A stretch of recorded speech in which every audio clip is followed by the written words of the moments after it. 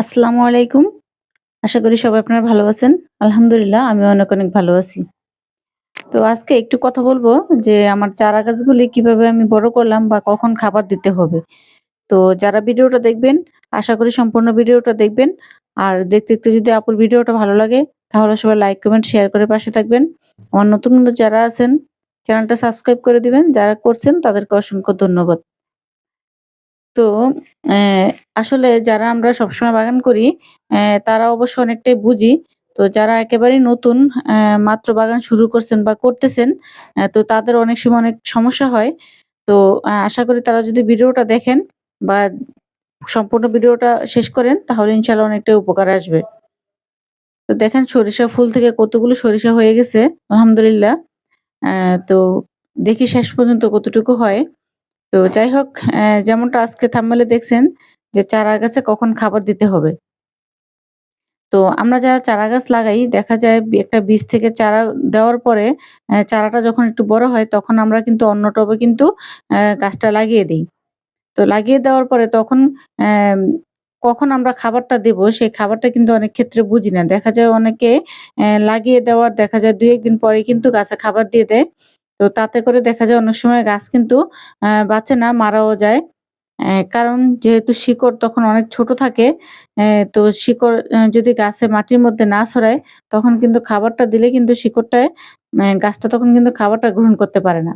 তো যার কারণে দেখা যায় গাছটা কিন্তু অনেক ছোট হয়ে যায়। তো দেখেন আমার এই যে বেগুন গাছগুলা কিছুদিন আগে কিন্তু এখানে বেগুন গাছগুলা লাগাইছি। তো একই সাথের গাছ কোনটা কিন্তু খুব মাশাআল্লাহ এগুলো কিন্তু খুব সুন্দর বড় হয়ে যাইতেছে। আবার কোনটা কিন্তু একটু ছোট আছে। আবার টমেটো চারাগুলি যেগুলো এতক্ষণ দেখালাম বা দেখলেন, তো সেগুলো কিন্তু মোটামুটি আলহামদুলিল্লাহ বাড়তির দিকে চলে গেছে। তো এই যে বেগুন গাছটা এটা কিন্তু এখনো ছোট অবস্থায়। আর এই যে আমার ফুলকপির চারাগুলি আলহামদুলিল্লাহ অনেক বেশি দিন কিন্তু হয়নি লাগাইছি। তারপরেও কিন্তু দেখেন আলহামদুলিল্লাহ চারাগুলি কিন্তু মোটামুটি অনেকটাই কিন্তু বড় হয়ে গেছে। তো আজকে প্রায় অনেক ২০ দিন মতো হবে আমি গাছগুলা লাগাইছি। তো চারাগুলি যারা আমার ভিডিও দেখছেন পিছনে তো তারা বুঝবেন যে আমার গাছগুলি কতটুকু ছোট ছিল। আলহামদুলিল্লাহ দেখেন এখন কিন্তু মোটামুটি গাছগুলা কিন্তু খুব সুন্দর কিন্তু অ্যা পাতা দেখলেই বোঝা যায় যে গাছগুলি কিন্তু খুব সুন্দর ভালো আছে, সুস্থ আছে আলহামদুলিল্লাহ। তো কোন পর্যায়ে এসে গাছে খাবার দেবেন তো সেটাই শেয়ার করি।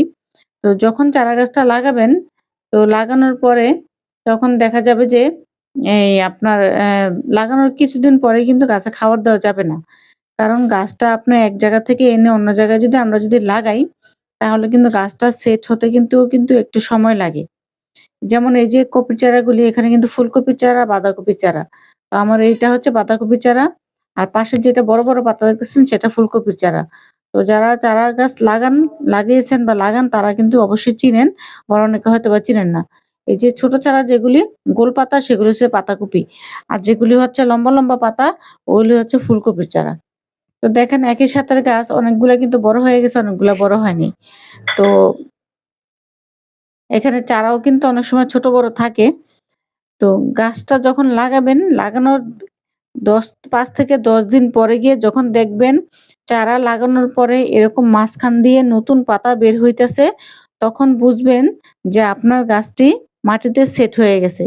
তখন আপনি অ্যা গাছে তখন কিন্তু দেখবেন যে গাছে যখন মাটিতে সেট হয়ে যায়, শিকড়টা যখন মাটিতে সুন্দর করে রুটটা কিন্তু ছড়িয়ে যাবে। যখনই দেখবেন যে গাছের এরকম করে মাঝখান দিয়ে ছোট পাতা বের হওয়া শুরু হয়েছে। আর যে গাছটা না বাড়বে সেই গাছটা কিন্তু ছোট পাতা কিন্তু বের হবে না।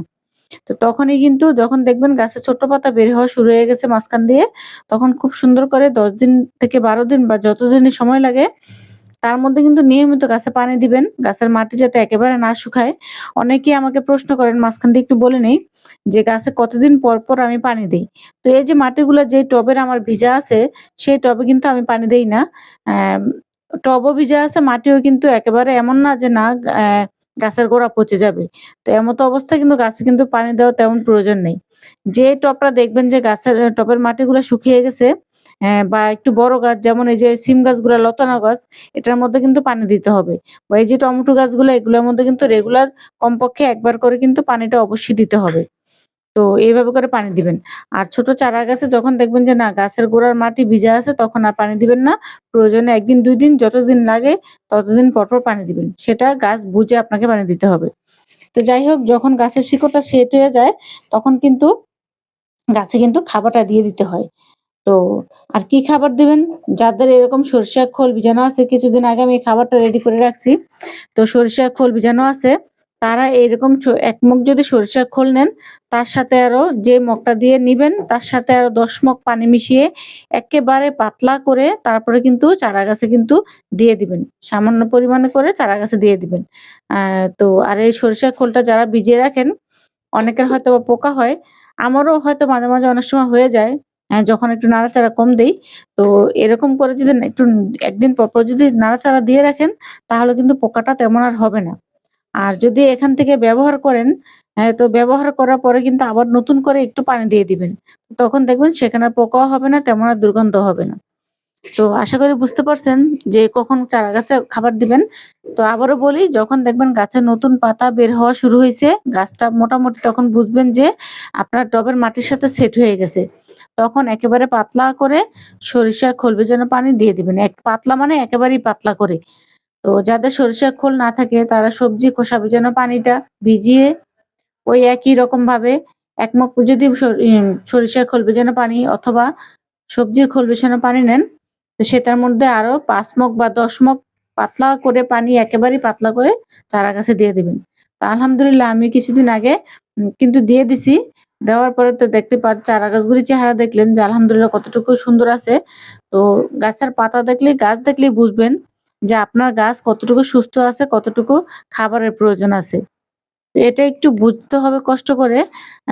তো এই কারণে কিন্তু আমরা যারা নতুন বাগান করি, অনেকের গাছ কিন্তু নষ্ট হয়ে যায়।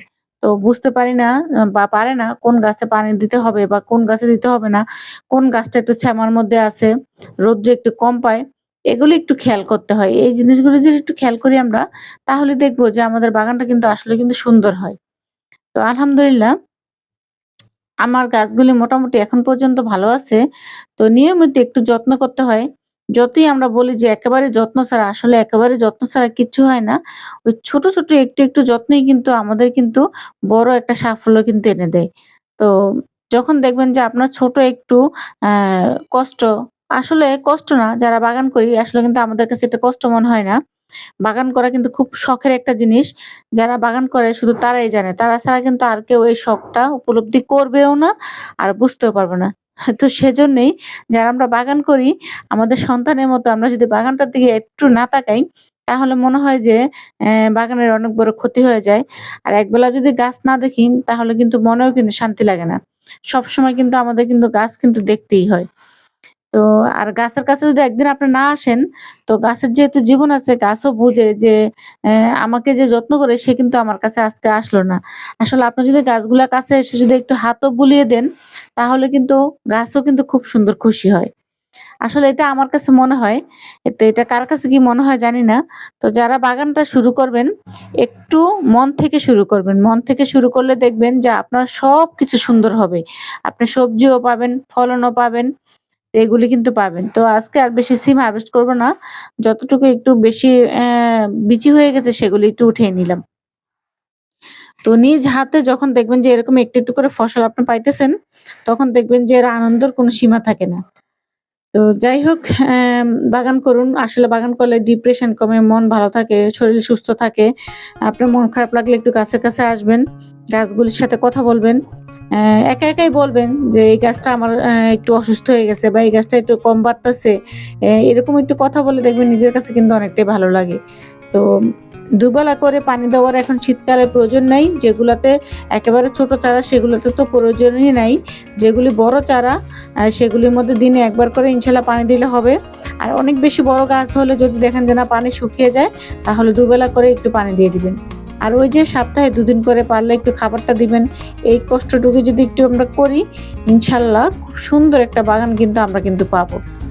তো আলহামদুলিল্লাহ আম যারা, যারা ভিডিওটা দেখছেন তাদেরকে অসংখ্য ধন্যবাদ। আসলে একটা কিছু সম্পূর্ণ না দেখলে কিন্তু সবকিছু বোঝা যায় না। একটু সবকিছু ধৈর্য ধরে দেখতে হয়। একটু ধৈর্যের প্রয়োজন, বাগান করার একটু ধৈর্যের প্রয়োজন। তো যাই হোক সবাই ভালো থাকবেন, সুস্থ থাকবেন। আল্লাহ হাফেজ।